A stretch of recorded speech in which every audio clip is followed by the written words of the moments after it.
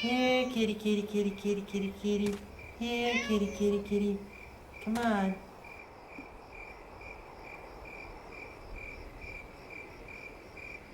Here, kitty, kitty, kitty, kitty, kitty, kitty, kitty. Come on.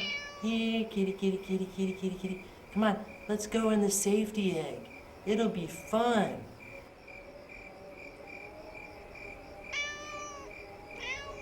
Here, kitty. Come on, kitty. I've got some whisker-lickins. Mmm.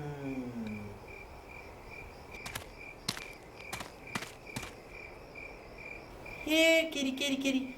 Here, kitty, kitty. Come on. God damn it, come here. Yeah, that's a good kitty cat. Yeah, let's go inside the safety egg now. Yeah. Yeah, there we go. Yeah. You'll be nice and safe in there. Yeah, yeah, yeah.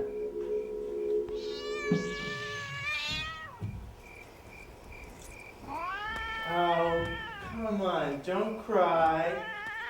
It's for your own good. You're safe in there.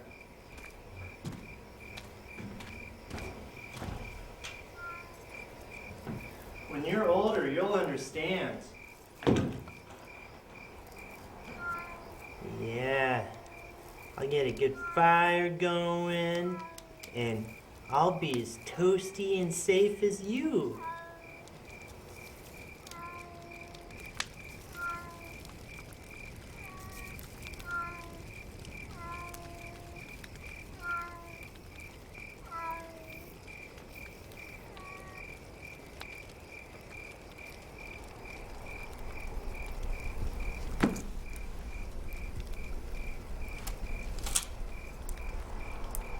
Who's there? Who's out there? Say something or I'm gonna shoot!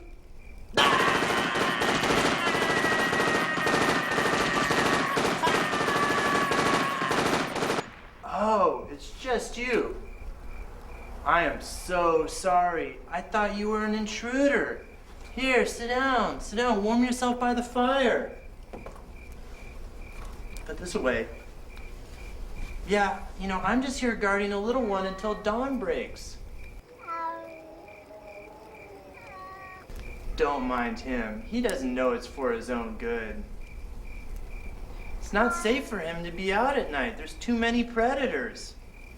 'Cause you know, we're living in a cold world run by cruel, selfish people. They'll use a life like a paper towel just to make a buck. They exert control by keeping you in the dark about what's going on out there, and even what's going on in here. They use propaganda to make you feel powerless. They'll make you think up is down and right is wrong. They even started a group to spread the idea that your memories are false. I'm talking about the False Memory Syndrome Foundation. They were part of a larger backlash against the progressive movements from the 1960s. These were the movements who fought for civil rights and social justice. Some of these groups sought to empower people to improve their own mental and physical well-being. For instance, the women's movement increased access to reproductive health care. Others formed groups to help conquer various addictions. Still, others sought to improve their mental health, and they became known as the self-help movement. They were enabled by the broad cultural acceptance psychotherapy had gained in America. At the same time, developments such as group therapy and non-PhD credentialed counselors made psychotherapy accessible and less intimidating.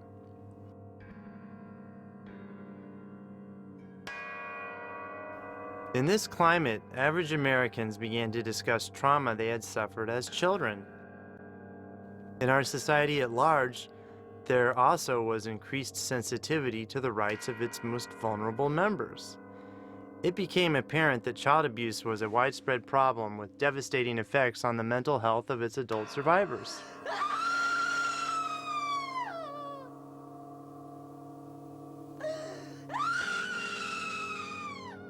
But not everyone in America was pleased with these gains. Some blamed social instability on these changes. Conservative factions saw them as threatening challenges. They mounted a backlash, decrying progressive social movements as radical, anti-American, and against family values.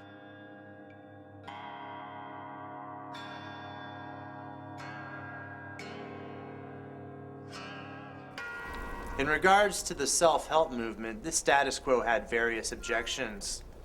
Some psychiatrists saw counseling and group therapy as unwanted competition. Social conservatives saw the struggle for women and children's rights as a threat to the patriarchy. Many found the topic of child abuse, especially sexual abuse, too disturbing to acknowledge. Thus, in 1992, the False Memory Syndrome Foundation was formed. What is false memory syndrome? Believe it or not, for the first year of its existence, the foundation couldn't give a definition. The term has never been recognized by the psychiatric community. Many scientists said the group's use of the term syndrome was inaccurate and misleading. Eventually, the False Memory Syndrome Foundation offered its explanation that the syndrome occurred when false memories of sexual abuse, usually committed by an adult relative, were implanted in the minds of patients by therapists who at best were over-enthusiastic and at worst, con artists. They claimed these false memories of incest were tearing apart that most sacred American institution, the nuclear family. Many members of the False Memory Syndrome Foundation had themselves been accused of molesting children, and the foundation exploited the controversy surrounding this issue in order to defend them. They pointed to the daycare abuse scandals that shocked America in the 1980s. They said the lack of convictions in many of these cases discredited adults who remembered childhood abuse. Other times, the foundation would compare survivors of sexual abuse to those who recovered memories of alien abduction or satanic rituals.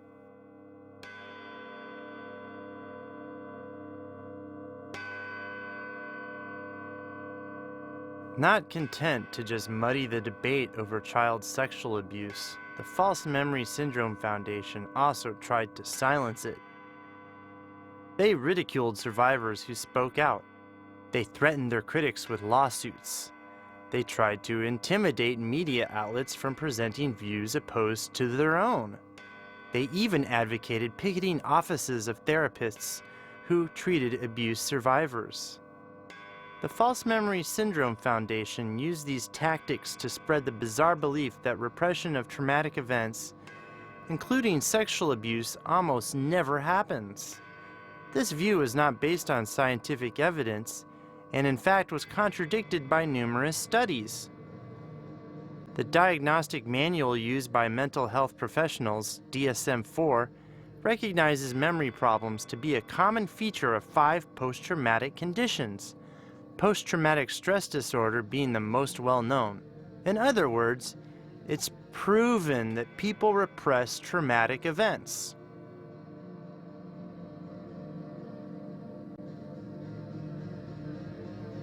Incredibly, the False Memory Syndrome Foundation received sympathetic media coverage from the beginning. Soon after the foundation launched its PR campaign, there was a tidal wave of articles, radio, and TV programs attacking the credibility of sexual abuse survivors. By 1995, the claims of the FMSF were being presented uncritically in such prestigious media outlets as the New York Times, New Yorker magazine, and television shows like 60 Minutes and PBS's Frontline. The New Yorker article, Remembering Satan, by journalist Lawrence Wright, was later republished in book form. Remembering Satan dealt with the Paul Ingram case. Paul Ingram was a fundamentalist Christian, Republican Party chairman, and deputy sheriff from Olympia, Washington. In 1988, he was accused of sexual abuse by his 2 daughters. After questioning by his fellow police officers, Ingram confessed. As the case progressed, his confessions became increasingly bizarre. Soon, he claimed to head a group of Satanists that included fellow employees and his own wife. The investigation widened. Suspects were arrested, but no proof of a satanic ritual abuse ring was found. Lack of evidence for the satanic ring was portrayed by Lawrence Wright as proof that Ingram's daughters had imagined the incest. Wright proposes that therefore most cases of incest are imagined by the victim. This leap of logic is enabled by False Memory Syndrome Foundation member Richard Offshay, a professor of sociology at UC Berkeley. Offshay testified for Paul Ingram at his initial trial and later parole hearing. He claims Mr. Ingram fantasized not only the satanic ring, but also sexually abusing his own children. According to Offshay, these fantasies were planted into his mind by the suggestive interrogation techniques of Ingram's fellow officers. Like Paul Ingram's tales of satanic rituals, Offshay's theory was dramatic but not supported by any evidence. Paul Ingram was found guilty of the original crime, sexually abusing his daughters. He was sentenced to 20 years in prison. Remembering Satan also cites the work of False Memory Syndrome Foundation member Elizabeth Loftus. Loftus, a professor of psychology at UC Irvine, once performed an experiment where a teenager was convinced by his older brother that he had been lost in a mall when he was 5. This is often used by the Foundation as evidence that memories of sexual abuse can be planted in the mind of a patient by a suggestive therapist. Loftus condones such misuse of her academic research, even though she herself has acknowledged that suffering sexual abuse at the hand of a parent is completely different from being lost in a mall for a few hours.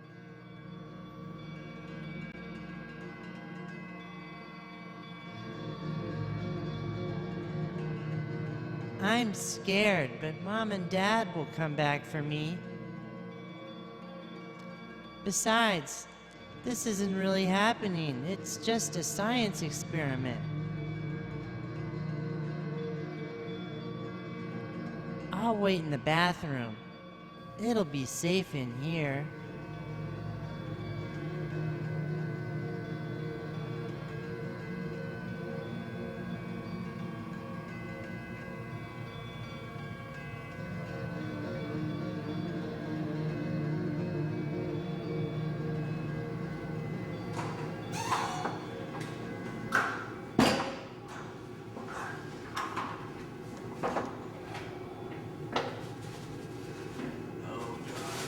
Uh-oh, I guess someone else is in here too.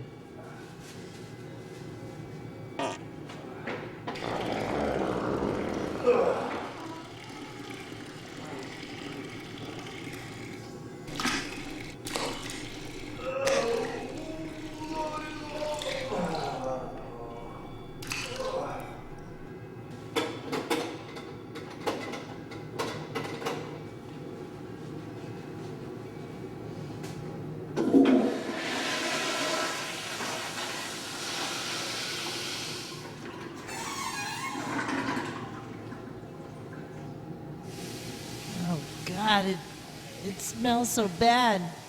I've got to get out of here.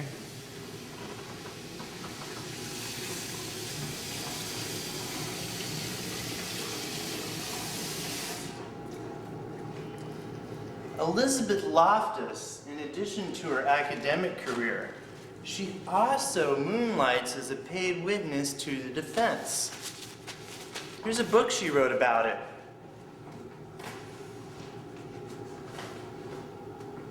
Witness for the Defense. Here's a picture of Ted Bundy. Loftus testified for Bundy at his 1976 kidnapping trial. Fortunately, Bundy was convicted anyway, although later he escaped and went on to kill more people, but that's another story. More recently, Loftus testified for Scooter Libby during his trial for perjury and obstruction relating to Libby's part in the Valerie Plame affair. Now, this was when Scooter Libby was chief of staff for Vice President Dick Cheney. And Valerie Plame was an undercover CIA operative whose identity was revealed after her husband came out against the Iraq War. Well, Libby's defense hired Loftus because Libby claimed he didn't mean to lie about his part. He was just so busy that he forgot the truth. But according to this Washington Post article, Elizabeth Loftus was totally discredited under cross-examination by Special Prosecutor Patrick Fitzgerald. Here's a picture of him. Look at this guy. Would you want to go up against him, though?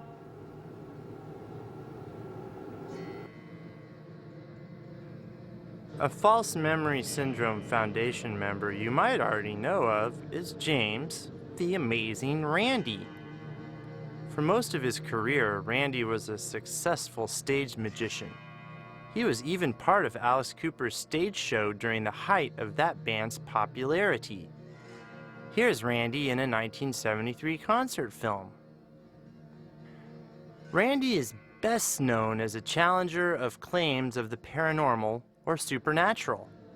In fact, he was an early member of the Committee for the Scientific Investigation of Claims of the Paranormal. Better known by their acronym, SciCop, they published the Skeptical Inquirer magazine, which prints articles by Elizabeth Loftus and other False Memory Syndrome Foundation members. Randy's arch nemesis is the equally flamboyant Uri Geller, psychic spoonbender and confidant of Michael Jackson. In a defamation lawsuit brought against Randy by a friend of Uri Geller's, the prosecution played a tape of explicit sexual phone talk between Randy and teenage boys. Randy has since offered various explanations for the tape, but should any boy be talking about sex with a man known to be amazingly Randy?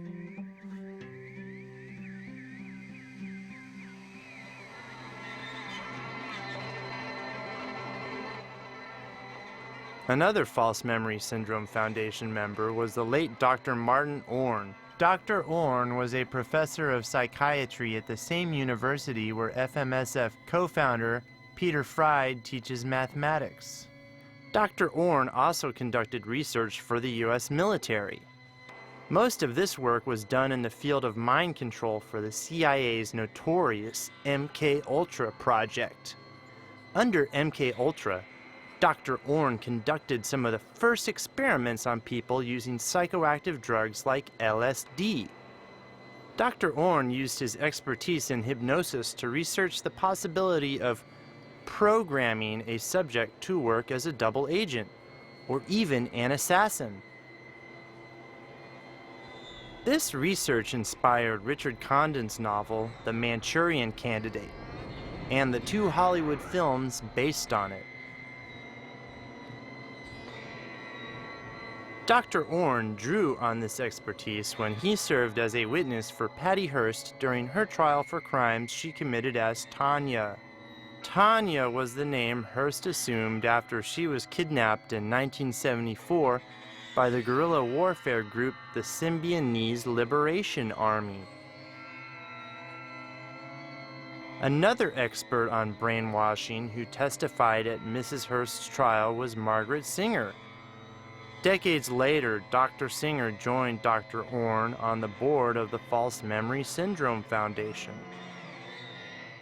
In fact, the False Memory Syndrome Foundation, or FMSF, is staffed by so many doctors with backgrounds in mind control research that some speculate it's a front set up by the CIA to spread disinformation about this subject. In other words, while some say the FMSF is an advocacy group for sex offenders masquerading as a mental health awareness group, others think that the CIA uses it to deceive American citizens about its own efforts to brainwash people. This diagram illustrates some of the connections between the FMSF and mind control research. Here we have FMSF members Martin Orne and Margaret Singer. Together they testified at the Patty Hearst trial. Margaret Singer and Richard Offshay sued the American Psychological Association together in 1992. Paul McHugh, another FMSF member, is connected to the U.S. military through his work at Walter Reed and Johns Hopkins hospitals. He and Martin Orne both claim that dissociative identity disorder, formerly known as multiple personality disorder, doesn't exist. As you can see, some of these doctors are now dead, and they did their research during the Cold War period. Therefore, we may never know the truth about their activities. What we do know is that the False Memory Syndrome Foundation arose from a crisis in one very real American family. Around 1990, psychologist Jennifer Fried privately accused her father, Peter Fried, of molesting her as a child. A few years later, she publicly presented groundbreaking work on trauma and repression. Peter and his wife Pamela then began a public campaign to discredit their daughter personally and professionally. This culminated in their founding the False Memory Syndrome Foundation with Ralph Underwager and Halida Wakefield, a husband and wife team who made a career defending people accused of sexually molesting children. For the first 6 months of its existence, the foundation operated from the offices of Underwager and Wakefield's Institute for Psychological Therapies. Underwager, who passed away in 2003, was a very controversial figure who was once quoted as saying that it was more desirable that 1,000 children in abuse situations are not discovered than for one innocent person to be convicted wrongly. Shortly after co-founding the False Memory Syndrome Foundation, Underwager resigned amidst controversy over a 1993 interview he gave in Petica, a Dutch journal for pedophiles. In the interview, he defended pedophilia, even suggesting that it was part of God's will. Peter and Pamela Fried met when they were children. They became stepbrother and sister when Pam's mother married Peter's father. They fell in love. Pamela was 18 when she married Peter. He was 19. Peter admits that for decades he was an alcoholic and inappropriate around his daughters. He was hospitalized for his alcoholism in the early 1980s. He claims no recollections of molesting his daughters, but chronic alcohol abuse severely impairs the memory. Peter has also admitted to being sexually abused himself during childhood. As the media storm around the False Memory Syndrome Foundation grew, the personal details of the Fried family became known. At first, Jennifer Fried avoided the spotlight. Finally, she presented her side at a mental health conference in 1993. Later, Jennifer's story was confirmed by her grandmother, uncle, and sister. In a 1995 letter to the Public Broadcasting Service protesting its sympathetic portrayal of the FMSF, Peter Fried's brother William said, "The False Memory Syndrome Foundation is a fraud designed to deny a reality that Peter and Pam have spent most of their lives trying to escape."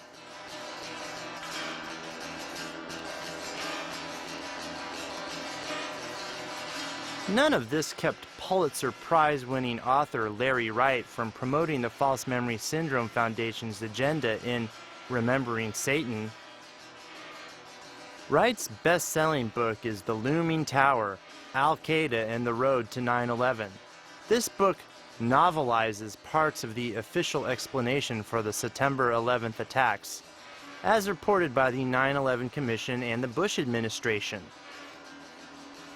Like Satan, the Looming Tower functions as propaganda. It legitimizes a story riddled with inconsistencies and outright lies.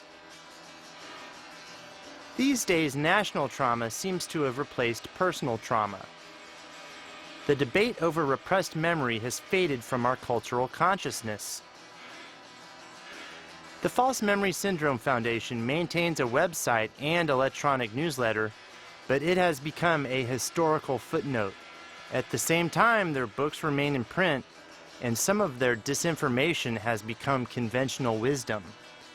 And authoritarian forces still control our lives. They prioritize secrecy and silence over truth and healing. They see us as adult children to be kept in the dark. They exploit our desire to avoid ugly realities.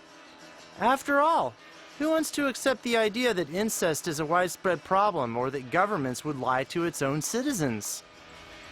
They say the status quo, like the nuclear family, must be preserved by noble lies.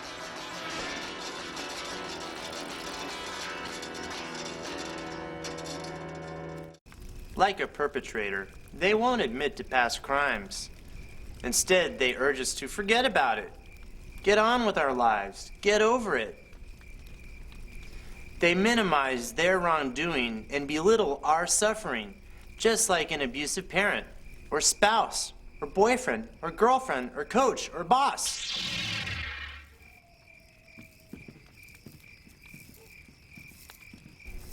Shit, he got out. Come on, you gotta help me. Come on, if he escapes, I'm gonna lose my job.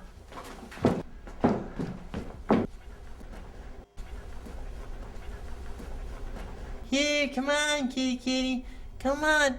Come to Papa. Come to Daddy. Come on. Come on, I'll give you more whisker-lickins.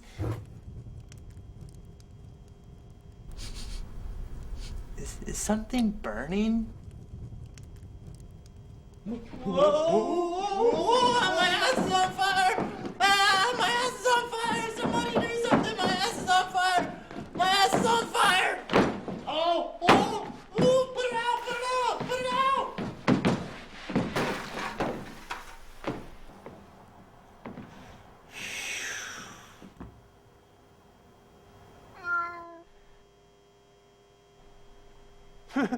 out!